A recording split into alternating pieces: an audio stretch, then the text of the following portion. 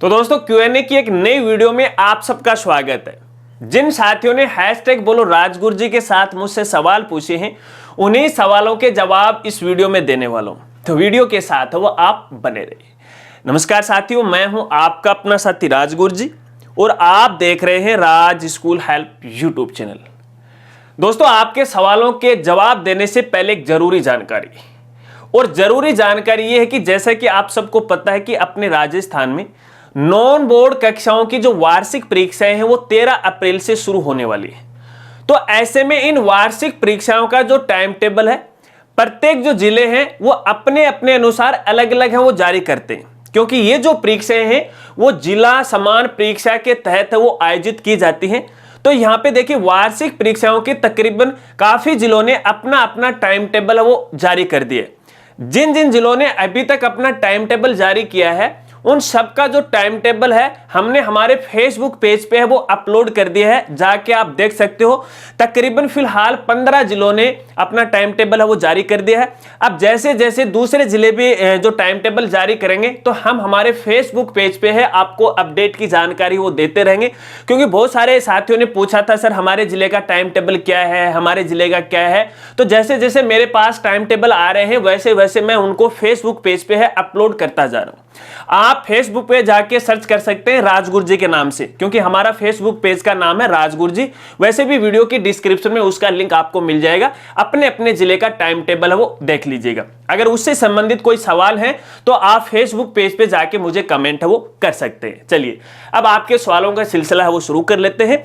और आज के हमारे पहले साथी हैं जिनका नाम है फैशनबाज, और ये पूछ रहे हैं सर राजस्थान बोर्ड के क्लास 10th 12th एग्जाम होने के बाद कॉपी घर मंगवा सकते हैं क्या? क्यों नहीं फैशनबाज, बिल्कुल मंगवा सकते हैं। एक बार एग्जाम कंप्लीट होने दो, उसके बाद रिजल्ट आने दो, और रिजल्ट आने के बाद यहाँ पे आप कॉपी रीचेक के लिए आवेदन कर सकते हो, जिसे हम समीक्षा के नाम से जानते हैं। आवेदन कीजिएगा, कुछ पैसे लगेंगे और उसकी एक कॉपी आपके पास आ जाएगी। और इससे संबंधित हमारे काफी पुराने वीडियो हैं, आप देख सकते हैं, यूट्यूब पे जाके सर्च कर सकते हैं, राजगुरु जी के नाम से वीडियो आ जाएंगे, आपका सारा कंफ्यूजन वो दूर हो जाएगा। चलिए अगले साथी का सवाल लेते हैं, और पूछने वाले हैं राजेंद्र सोनी, और ये पूछ रहे हैं सर जी आरटी के 2021-22 और 23 के बिल पास होना शुरू हुए हैं या नहीं, और कैसे पता करें कि हमारा नंबर कब आएगा?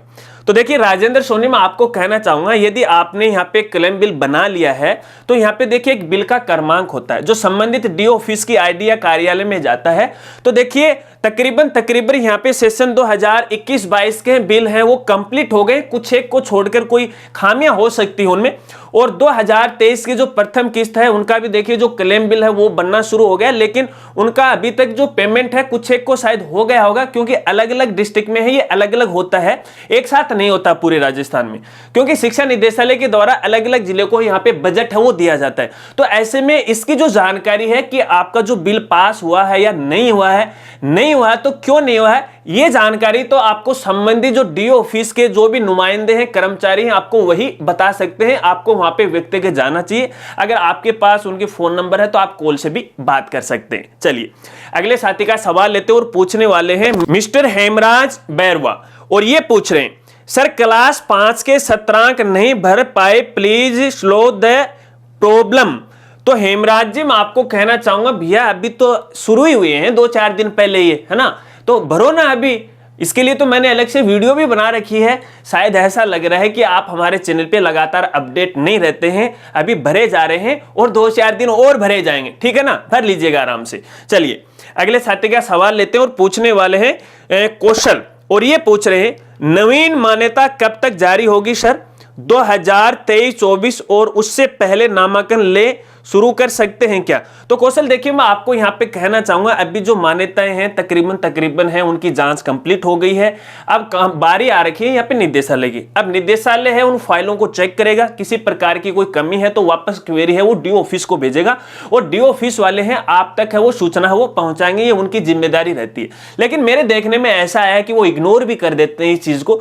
तो देखिए जो मान्यता मिलेगी ना वो तकरीबन अपना ये जो सेशन शुरू होगा ना, सेशन से पहले है वो मान्यता मान्यता मिल जाएंगे। अब इसके देखिए फिक्स डेट तो मैं आपको नहीं बता सकता, क्योंकि यहाँ पे अलग अलग जिले की जो फाइलें हैं वो अलग अलग समय में वो तैयार की जाती हैं, तो यहाँ पे टाइम भी वो अलग अलग हो सकता है, लेकिन जुलाई से पहले पहले है तकरीबन सभी स्कूलों को मान्यता है वो मिल जाएगी।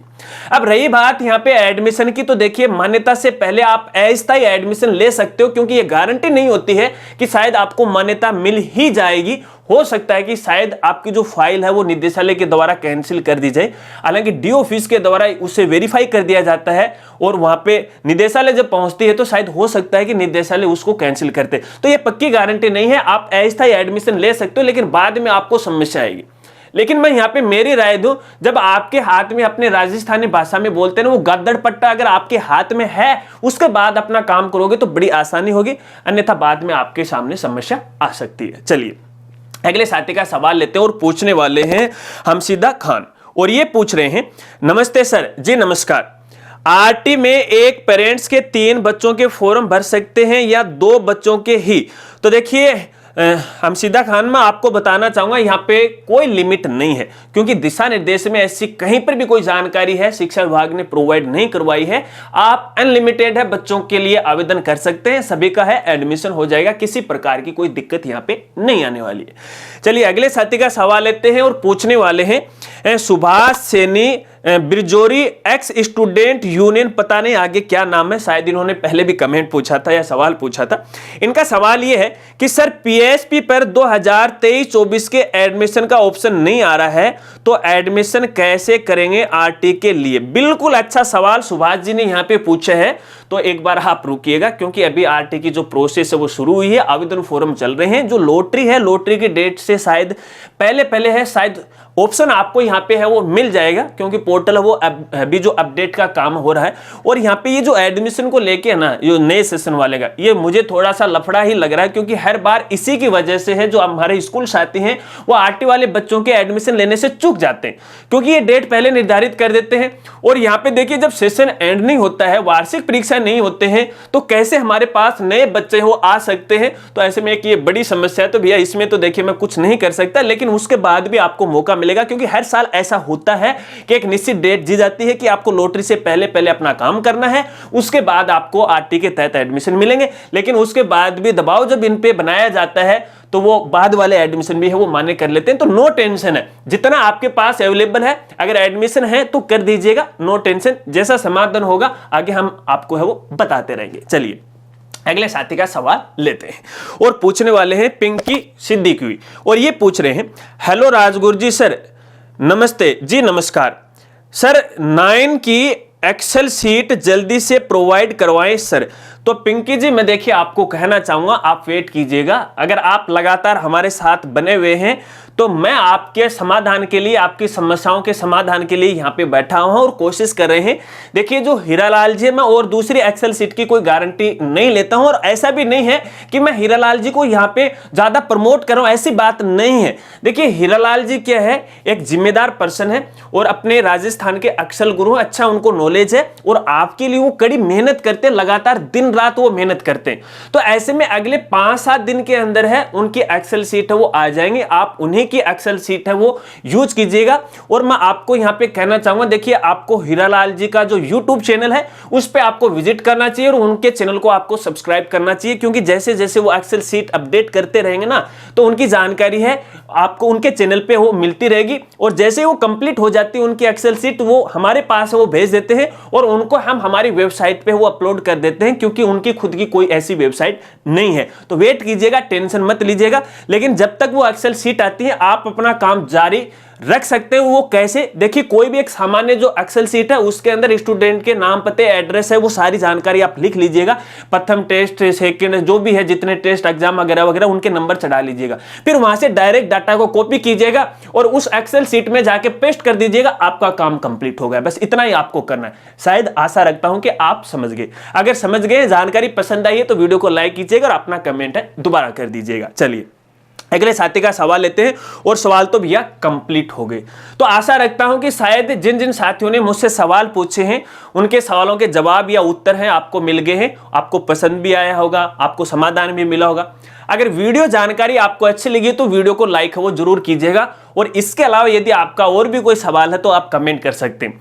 अब कुछ साथी यहाँ पे नाराज भी हो सकते हैं कि सर हमने भी तो हैशटैग बोलो राजगुरु जी के साथ वो सवाल पूछा था, आपने हमारे सवाल को क्यों नहीं लिया।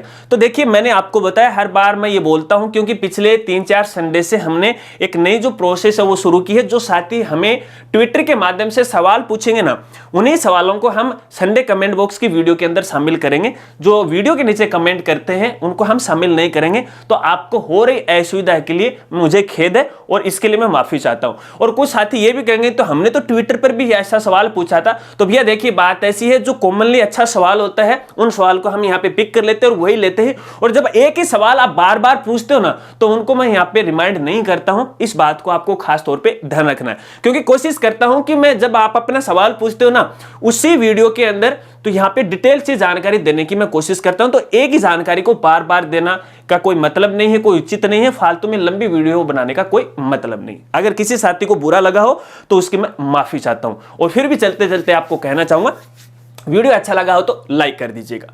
मिलते हैं फ्रेंड्स अगली एक नई वीडियो के साथ, तब तक के लिए जय हिंद, जय भारत।